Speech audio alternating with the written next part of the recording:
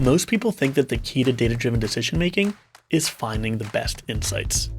But I think most people are wrong.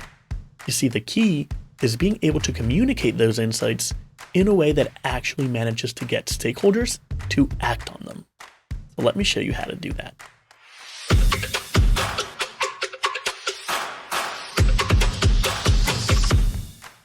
Imagine that you work as a manager at a luxury hotel, and you've discovered that while revenue continues to hit record highs ever since you were featured on a prominent travel magazine, you've noticed that TripAdvisor ratings are dropping fast. So you need to prepare a presentation for the ownership group that doesn't just share this insight, but actually compels them to invest the resources needed to fix it. So what would a traditional approach to building that presentation look like? Naturally, you'd want to show the data that highlights the issue, but you don't want to use a table with numbers. You want to visualize them using the right chart. You'd also want to add the complementary talking points for the presentation, but they should be in bullet points since you want to use text sparingly. And you should also probably use color and bold text for emphasis. And finally, you want the title to serve as the takeaway, letting your stakeholders know exactly what you want them to do. And if you add in some animation, then you should be all set for your delivery. So what's the problem here? Because we've all sat through presentations like these where no matter how strong the data is, they're just not compelling enough. And the problem is that it's not the information itself that's important, it's the emotional impact of that information. Human actions are driven by emotions, but presentations are rarely prepared with that in mind. And there's really just one ingredient missing: storytelling.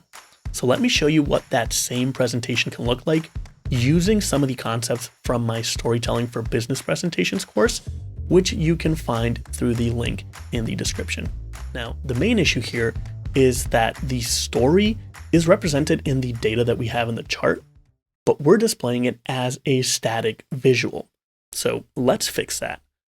Let's have the chart take over the entire space in the slide, and let's start from the beginning of the story, and then we can build the chart piece by piece to follow along.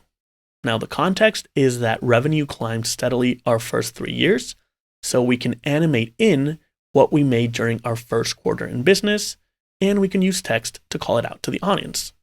Then we want to show the steady growth during those first 3 years, so we don't need to bring each individual bar in one by one.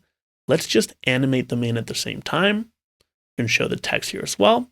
And then the sloped line is going to represent the growth rate. So now we've set the stage, but then something exciting happened. We were featured on Condé Nast, the travel publication, and this represents a clear inflection point in the story. And we can pay it off by animating in the rest of the bars, showing that revenue skyrocketed since then. We can then add a second slope to contrast the difference in the growth rate, which should cause a surge in excitement in the audience, which is going to set us up perfectly to contrast that with the problem, which is that after all this, our world-class reputation has eroded. So we can then bring in the first part of the line in this combo chart that shows that we've always had ratings between 4.8 and 5, and we can clearly show the range that we consider world-class. And then boom, we drop out of it entirely, sitting at a historic low of 4.5.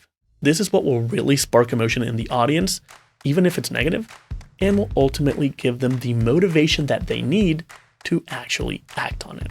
And that's the power of storytelling in presentations. Now, if you want to learn more about this and improve your presentation skills, then check out my course on Storytelling for Business Presentations. I'll walk you through each step of the story-driven presentation framework, and you'll be able to practice applying your skills and create your own version of this presentation based on a full case study style project. These are really valuable skills to learn, especially in the age of AI. You can check out the course for free by following the link in the description. And like always, make sure to like and subscribe for more content just like this.